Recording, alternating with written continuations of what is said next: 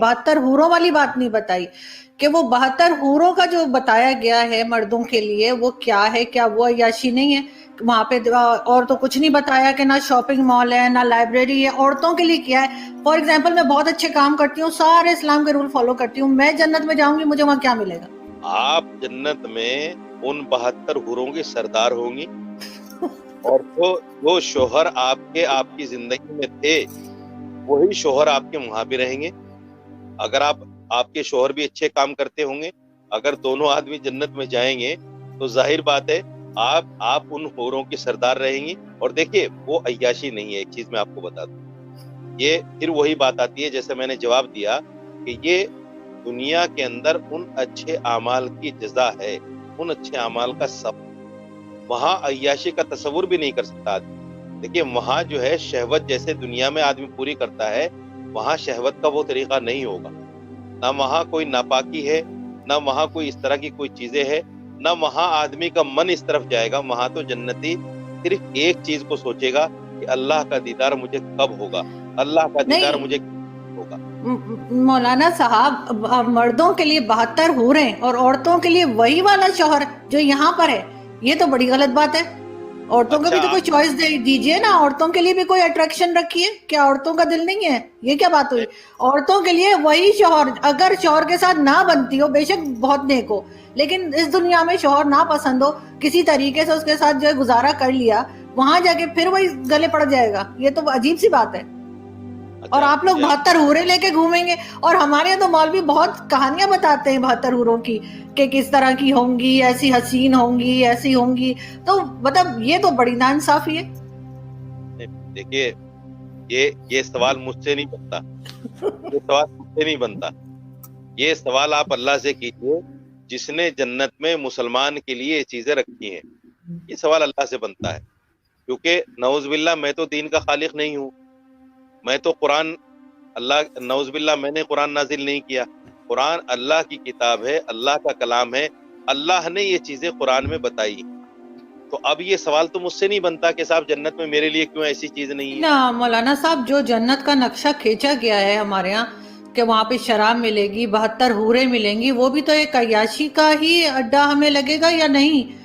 وہ بھی تو صرف یہی بتایا گیا ہے کہ مردوں کو 72 حوریں ملیں گی، ایسی لمبی ہوں گی، ایسی ہوں گی، ویسی ہوں گی، 100 کپڑے پہنے ہوں گے پھر بھی باڈی نظر آئے گی. موجود ہے اس پہ انٹرنیٹ پہ مولانا طارق جمیل بتا رہے ہیں، اور شراب وہاں بھی پینے کا کہا گیا ہے. باقی یہودیوں کی اگر آپ بات کر رہے ہیں تو بہت سی میڈیسنز ایسی ہیں جو یہودیوں نے بنائی ہیں، بہت سے سائنس کے کام ایسے ہیں جو یہودیوں نے کیے. اتنے قابلیت کاش مسلمانوں میں ہوتی تو بڑی اچھی بات تھی.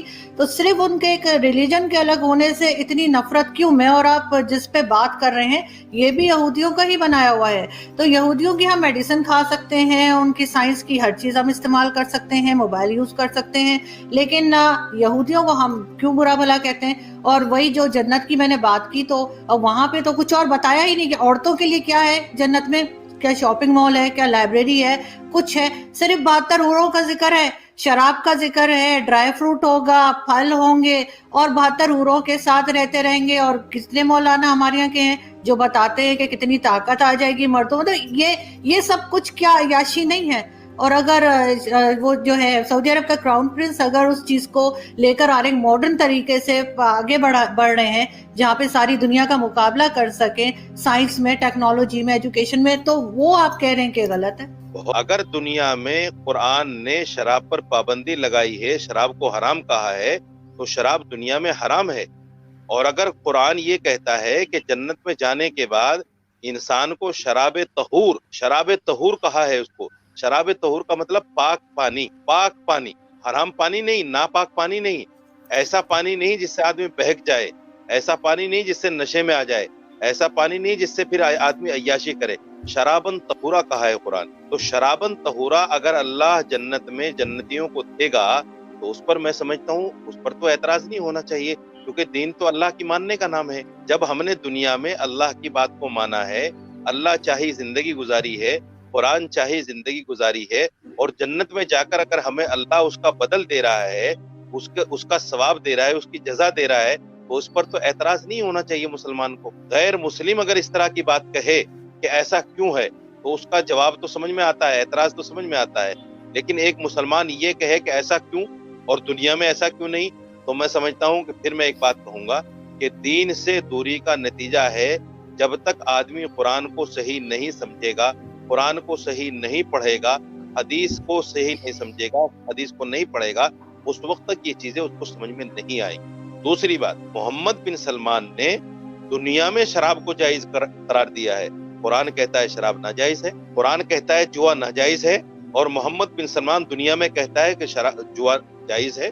تو آپ مجھے بتائیے قرآن کی مخالفت کون سا, قرآن میں کہاں جائز ہے شراب, قرآن میں کہاں جائز ہے جوا, قرآن میں کہاں جائز ہے طوائف کے ساتھ جو ہے اس کا مجرا دے, اس کے ناچ گانے دیکھنا کہاں جائز ہے, مجھے بتا دیجئے. قرآن میں کہاں جائز ہے کہ عورتیں جو ہے برقع چھوڑ کر جو ہے ایسے ہی کھلم کھلا پھرتے ہیں. دوسری بات, آپ نے یہودی کے بارے میں کہا کہ صاحب ٹیکنالوجی تو آپ استعمال کر رہے ہیں لیکن ان کو برا مانتے ہیں. میں یہودی کو بحیثیت ریلیجس برا نہیں مانتا, میں یہودی کو اس لیے برا مانتا ہوں چونکہ ان کی جتنی پالیسیز ہیں وہ سب اسلام اور مسلمان کے خلاف. سپوز کیجیے, میں ایک بہت بڑی بات آپ سے کہنے جا رہا ہوں آپ کے چینل پہ. آپ نے 9/11 کا نام سنا ہوگا, بڑا مشہور واقعہ ہے. 9/11 یہودیوں کی دین تھی اسلام اور مسلمان کو بدنام کرنے کی. 9/11 کو سچا واقعہ نہیں ہے. کیونکہ آپ کے خیال سے بہت سے دوست, ہمارے ہندوستانی دوست ہمیں کہتے ہیں کہ جی جب اسلام نہیں آیا تھا بر صغیر میں, یعنی ہندوستان پاکستان اس سارے علاقے میں, اس سے پہلے جتنے بھی لوگ تھے وہ سب ہندو تھے. کیا یہ بات صحیح ہے؟ آپ مانتے ہیں اس بات کو کہ اسلام آنے سے پہلے جتنے بھی لوگ یہاں پر ہیں, ہمارے آبا اجداد یا جو بھی, سب وہ ہندو تھے؟ نہیں, دیکھیے ہم کنورٹڈ مسلمان ہیں, اس میں کوئی دو رائے نہیں. ہم جو ہے ہندوستان پاکستان کے جو لوگ ہیں وہ کنورٹڈ مسلمان ہیں.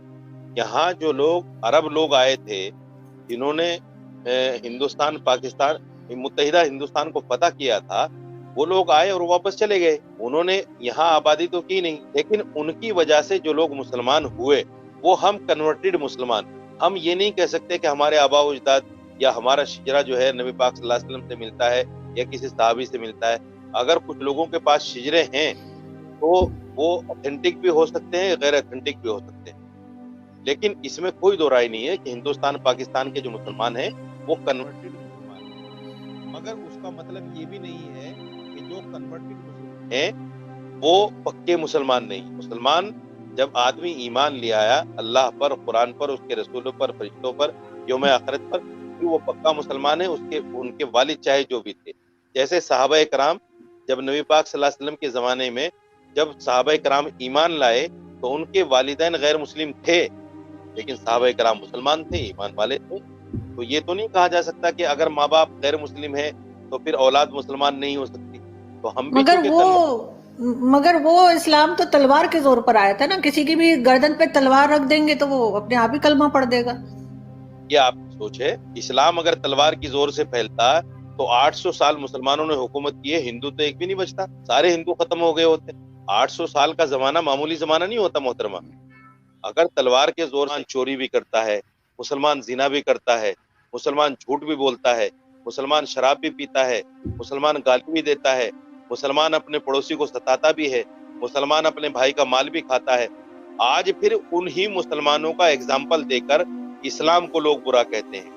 آپ یہ بتائیے, میں آپ سے ایک سوال کر رہا ہوں, حالانکہ میں چونکہ آپ کا اچھا آج کل نا ایک اور بڑی مسئلہ بن چکا ہے, میڈیا پہ جنت کو نا لبرل لوگ ایک مذاق بنا کے پیش کر رہے ہیں. ابھی ایک کلپ میرے سامنے آیا, ایک مولانا صاحب بیٹھے ہوئے کسی لبرل سی خاتون کے ساتھ, وہ مولانا صاحب سے کہہ رہی ہے کہ آپ لوگ کہتے ہیں جنت میں مرد کو 72 حوریں ملیں گی اور یہ ہوگا اور اتنے آدمیوں کے برابر, یہ تو عیاشی ہے, یہ تو عیاشی ہے. اور مولانا صاحب ڈیفائن کر رہے ہیں کہ وہ کہہ رہی ہے ہمیں کیا ملے گا, وہ بتا رہے ہیں کہ آپ جنت میں اگر جائیں گی تو حوروں کی سردار ہوں گی, اور پھر میمز بنی ہوئی ہیں اس پہ لوگ مذاق اڑا رہے ہیں. مولانا صاحب اگر میری بات ان تک پہنچ جاتی ہے نا, میں ان سے کہتا کہ آپ کو ان کے سامنے بیٹھنے کی ضرورت کیا ہے. میں سمجھا پا رہا ہوں اپنی بات, آپ کیوں مذاق اڑوا رہے ہو؟ ہر آدمی اس قابل نہیں ہوتا کہ علماء اس کے پاس بیٹھ کر اپنی علمیت کا جنازہ نکلوائیں, اپنے آپ کا مذاق اڑوائیں. کیا ضرورت ہے آپ ایک بال کھلے ہوئے ایک عورت کے اور لبرل انٹی ہے اور اس کے ساتھ بیٹھ کے آپ بولو بھائی محترمہ آپ کو اگر جنت سمجھ میں نہیں آتی تو آپ جاؤ جہنم میں, ہمیں کوئی شوق. ان کو دلائل نہیں دینے چاہیے, اس سے تو آپ اور مذاق اڑوا رہے ہیں. بات اس سے کی جاتی ہے جو بات سمجھنا چاہتا ہو, جو بات سمجھنا چاہتا ہو. ہر معترض کے اعتراض کا جواب نہیں. ہمیں کتنی دفعہ ٹی وی میں بلایا گیا فلاں کے سامنے بیٹھنا ہے, میں نے کہا میں بیٹھوں گا ہی نہیں فلاں کے سامنے, میں اپنی بے عزتی کے لیے بیٹھوں فلاں کے سامنے. آپ کہہ سکتے ہو اس کا مطلب آپ کے پاس دلائل نہیں ہے تبھی آپ کو بے عزتی. دلائل ہیں, سامنے والا اس میں نہ سمجھنے کی صلاحیت ہے نہ وہ سمجھنے کے لیے بیٹھا ہے, وہ بیٹھا ہی مذاق اڑانے کے لیے. جنت جیسی حسین چیز کا جس کو اللہ اتنے ہی ہائی لائٹ کر رہا ہے, اتنا پروٹوکول دے رہا ہے, آپ اس کو مذاق بنا رہے ہو. یہ تو خدا کے غضب کو دعوت دینے والی بات ہے. ایسے لوگوں کو تو اللہ لازمی جہنم میں ڈالے گا کہ تم تو نہ صرف یہ کہ انکار کرتے تھے, تم تو اس جنت کا مذاق اڑایا کرتے تھے. آج تم کیسے مجھ سے یہ جنت مانگتے ہو؟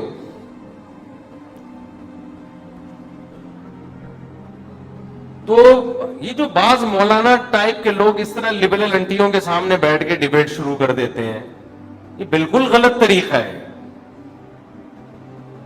کوئی علمی بحث ہو, کوئی اس میں کوئی ٹاک شوق ہو تو ٹھیک ہے, لیکن اس طرح سے جا کے مذاق اڑوانا.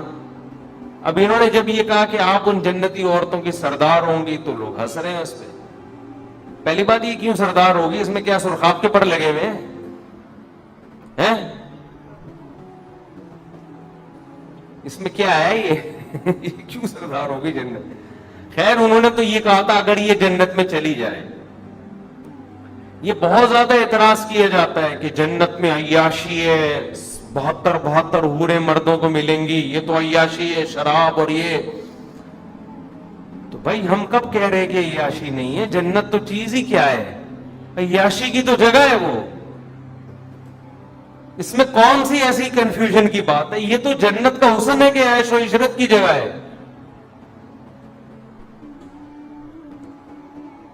اور یہ جو اعتراض فضول قسم کا کہ عورتوں کو کیا ملے گا جب مردوں کو حوریں مل رہی ہیں, کوئی جنت جو عورت شریف ہوتی ہے وہ ایک سے زیادہ مرد کی متلاشی بولو وہ ہوتی نہیں ہے. آپ کو یہ کہنا چاہیے کہ محترمہ آپ کو اگر ایک ٹائم پہ 2 مردوں کا شوق ہے تو ایسی گھٹیا عورتیں جنت میں جائیں گی, ان میں شریف عورتیں جائیں گی. شریف عورت کی کبھی خواہش نہیں ہوتی کہ میرے ایک سے زیادہ میاں ہوں. عورت بائی نیچر ایک مرد چاہتی ہے, بائی نیچر. نیچر ہی بگڑ جائے تو نیچر بگڑ جائے تو پھر عورت کو عورت بھی چاہیے نا. پھر تو وسیم کو ستار کو سبکتگین کو عبدالشکور کو, یہ تو انگریزوں میں ہو رہا ہے نا. ارے انگریزوں میں جب بچہ بالغ ہوتا ہے تو پھر پوچھتے ہیں بیٹا میل چاہیے کہ فیمیل, بہو کس کو بنا کے لاؤں, فیمیل کو بہو بناؤں یا میل کو. جب فطرت مسخ ہو جائے تو پھر تو اب آپ کہو کہ ایک آدمی کو شوق ہی میلز کا ہے. اب وہ کہہ رہے جنت میں جنتیوں کو حوریں ملیں گی, مجھے تو شوق ہی میل کا ہے, مجھے کیا ملے گا؟ تو پہلے یہ تو ثابت کر تجھے جنت بھی ملے گی کہ نہیں ملے گی. بھائی ایسے لوگوں کو جنت ملے گی نہیں جو فیمیل کے بجائے کس کا شوق رکھتے ہوں. یہ تو لوط علیہ السلام کی قوم والے لوگ ہیں, ان کو تو اللہ نے آسمان پہ اٹھا کے الٹا دے کے پٹک کے ہلاک, ان پہ تو غضب ہوگا. تو جہنم میں جائے گا, پھر تیری چوائس ہے وہاں میل کو کے پیچھے بھاگ یا فیمیل کے پیچھے بھاگ. تو جس عورت کو ایک سے زیادہ مردوں کا ایٹ اے ٹائم شوق ہے وہ عورت نہیں ہے, وہ نیچر سے ہٹی ہوئی ہے. جانوروں میں دیکھ لو نا اس کی مثالیں, جانوروں میں آپ اس کی مثالیں دیکھ لیں. ایک میل کئی فیمیلز کے لیے کافی ہوتا ہے, ایسا نہیں ہوتا کہ ایک فیمیل پر کئی سارے میل رکھے. کبھی دیکھا آپ نے فارم ہاؤس میں ایک گائے ہے اور کٹے بہت سارے رکھے ہوئے, کبھی دیکھا آپ نے؟ دنیا میں ایسا پاگل دیکھا؟ ان عورتوں کا اصل جواب یہ ہے، ان کا علمی دلائل سے جواب نہیں ہوتا، ان کا جواب انہی کی بات کو انہی پہ لپیٹا جائے۔ کبھی دنیا میں ایسا دیکھا کسی فارم والے نے ایک بکری رکھی ہوئی اور 8 بکرے رکھے ہوئے ہوں؟ کبھی دیکھا؟ وہ بکری تو مر جائے گی تھوڑے دنوں میں۔ یہ جو میرا جسم میری مرضی کے نعرے لگے تھے نا، اس پہ کسی نے ایک مرغی کا دکھایا، 1 مرغی اور 10 مرغے کا، اور بڑی اچھی میم بنائی تھی۔ وہ مرغی بالآخر اس دار فانی سے کوچ کر گئی، واقعی مر گئی، حقیقت ہے۔ تو انہوں نے کہا میرا جسم میری مرضی والی عورتوں کا انجام دیکھو۔ تو یہ الٹا ہے، یہ سوال ہی بیہودہ ہے کہ عورتوں کو کیا ملے گا جب، یعنی مردوں کو اتنی عورتیں، یہ زیادہ عورتیں رکھنا یہ مرد کی نیچر ہے، زیادہ مرد رکھنا عورت کی نیچر بولو نہیں ہے۔ شریف عورت ایک شوہر سے کے علاوہ نہیں چاہتی کسی کو، چاہ رہی ہے تو اس کا مطلب شرافت کیا ہے؟ شارٹ ہے، شرافت نہیں ہے اس میں۔ وہ خراب ہو جائے، فحاشی کی طرف چلی جائے تو ہاں یہ ہو سکتا ہے کہ شوہر ایک ہے، محبت کسی اور سے ہو گئی، شوہر خراب ہے یا کیا ہے، وہ بھی ہم غلط کہتے ہیں کہ بھئی، لیکن ہوتی اس کو کس سے ہے؟ وہ ہوگی ایک سے ہی، اس کی ساری توجہ پھر اسی ایک، وہ چاہے گی یہاں سے طلاق لے کے میں اس کی بیوی بن جاؤں، لیکن یہ کبھی بھی نہیں چاہے گی اس کی بھی بن جاؤں، اس کی بھی، وہ والا بھی مناسب لگ رہا ہے اس کی بھی بن جاؤں۔ یہ پھر یہ کیا ہے؟ یہ سیٹنگ آؤٹ ہے، یہ پھر عورت نہیں ہے۔ تو خیر کہاں سے کہاں، آج بات سمیٹتے جلدی سے ختم کر، ٹائم بتا دیں جلدی سے کیا ہو رہا ہے۔ 1:02 ہو گیا نا، بس ابھی سمیٹ رہا ہوں، لپیٹ رہا ہوں بات کو۔